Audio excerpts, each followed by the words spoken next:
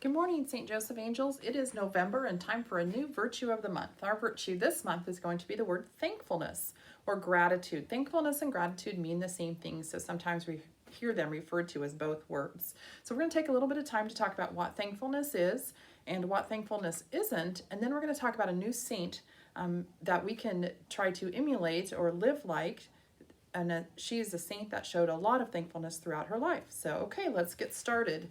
First of all, what is thankfulness? You might remember this poster from last year. We did it at an assembly last year, so if you were here, we talked about the word thankfulness. We know that thankfulness and the word gratitude mean the same thing. And thankfulness means that we have to realize and recognize that everything we have comes from God. Everything we have. So we need to make sure that we thank Him every day. And how do we thank Him? We thank Him through prayer, through going to church, but everything we have comes from God.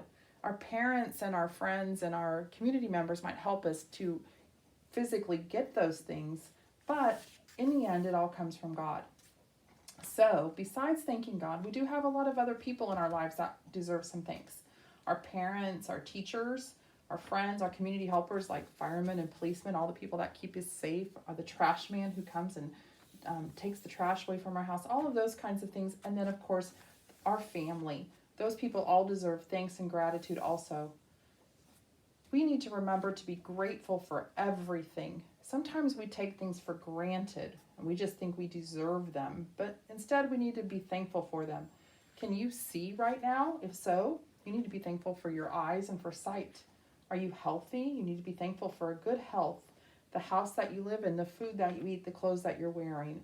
Everything that you have, you need to be thankful for, and remember that it all comes from God. And so God is the first thankfulness that we need to give. So if that is what thankfulness is, what is not thankfulness?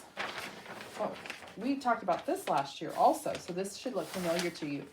Thankfulness does not equal, here's that math sign that means does not equal selfishness. Selfishness means when you say things like, I want it all for me.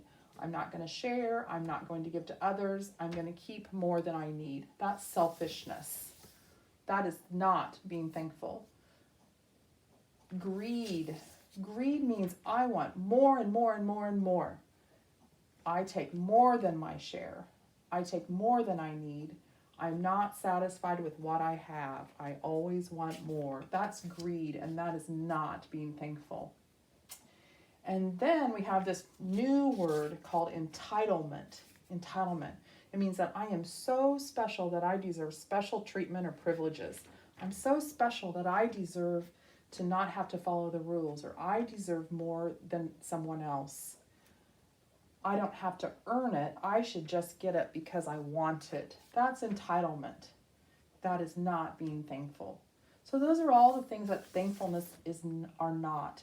We want to concentrate on what thankfulness is. So let's talk about a saint. Our saint this month is Saint Julie Billiart. She lived in the mid-1700s. She has a really interesting life because she grew up, first her family had quite a lot of money, but then they lost all of their money and she had to go to work in the field. Very hard laborious work.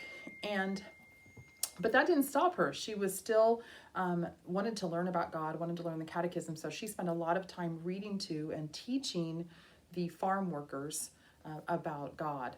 And so from a little on up, she had that desire. Then she had a really traumatic event where she witnessed her father almost being killed. And that caused her a lot of physical and mental ailment the rest of her life. And so she was bedridden. In other words, she had to be in bed most of her life, like 22 years or so. And during that time, though, she kept teaching people about God. And she was from France. And about that time, the French Revolution broke out, which was a war that was happening. And she was very instrumental in helping some of the priests who were hiding from the revolutionists. And she would help them hide and find safe places to be, even from her bedside.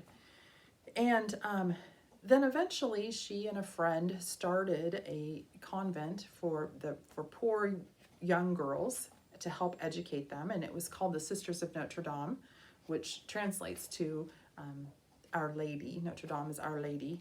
And through that, she was very dedicated to the poor young girls and helped them become educated. She was known as the Smiling Saint, because she was always happy, even though she had all these physical ailments and had to be in bed most of the time. She was still always smiling. She was always thankful for everything she had. She could have very easily been sad and depressed because she was in pain all the time, but instead she chose to be thankful. And that in turn made her happy. Because did you know that there is a connection between being thankful and being happy?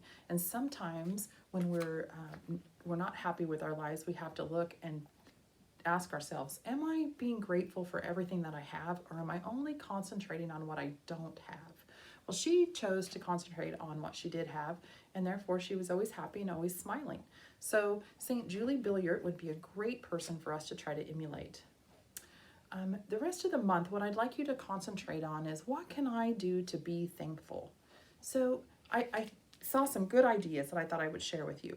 One of them was, each night when you go to bed, to use your fingers and count 10 things that happened throughout the day that were good. 10 things that you could tell God thank you for. I thought that was a great idea and easy to do. When you see something beautiful, say thank you, God. Maybe you see a beautiful sunset. This time of year, they're so pretty. Or you see a beautiful tree turning colors, or a beautiful piece of art. Anything that you see that's beautiful, you say thank you, God. Remember to say thank you to anybody who gives you something. Today at lunch, when Mrs. Almquist hands you your lunch, could you say thank you? Or Mrs.